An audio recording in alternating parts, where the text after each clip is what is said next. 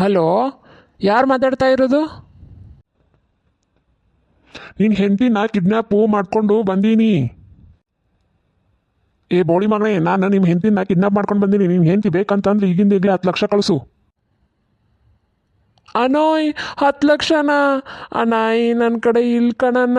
ನನ್ನ ಕಂಪ್ನಿಯವರೇ ನನಗೆ ಅಷ್ಟು 10 ಲಕ್ಷ ಪ್ಯಾಕೇಜ್ ಕೊಟ್ಟಿಲ್ಲ ಕಣಣ್ಣ.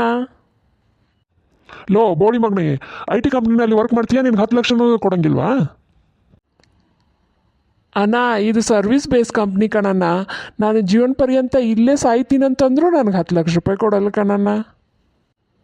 ಅಣ್ಣ, ಬೋನಸ್ ಅಂತ ಹೇಳಿ ಬರೀ 5% ಎಕ್ಸ್ಟ್ರಾ ಕೊಟ್ಟಿದ್ದಾರೆ ಕಣಣ್ಣ. ಅಲ್ಲಿ ಕಣ್ ಮಗ, ನಿನ್ಗಿಂತ ನಮ್ಮದೇ ಪಾಡಲ್ಲಪ್ಪ. ನಾವು ಒಂದು ಕಾಲ್ ಹಾಕಿದ್ರೆ ಸಾಕು 15% ಎಕ್ಸ್ಟ್ರಾ ಕೊಡ್ತಾರೆ.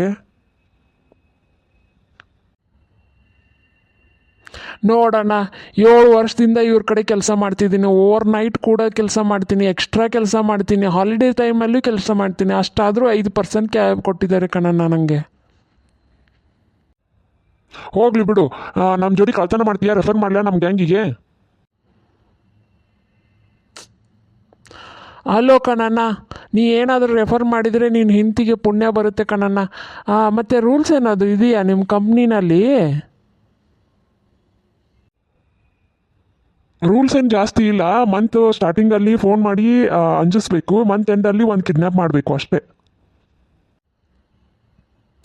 ಸರಿ ಕಣಣ್ಣ, ಜಾಯ್ನ್ ಆಗ್ತೀನಿ. ಏನು ಪ್ಯಾಕೇಜ್ ಕೊಡ್ತೀರಾ ಕಣಣ್ಣ? 15 lakh monthly package, monthly 1 lakh bonus. ಸರಿ ಕಣಣ್ಣ, ಇವ್ರದ್ದು ನೋಟಿಸ್ ಪೀರಿಯಡ್ ಮುಗಿದ ತಕ್ಷಣವೇ ಅಲ್ಲಿಗೆ ಜಾಯ್ನ್ ಆಗ್ತೀನಣ್ಣ.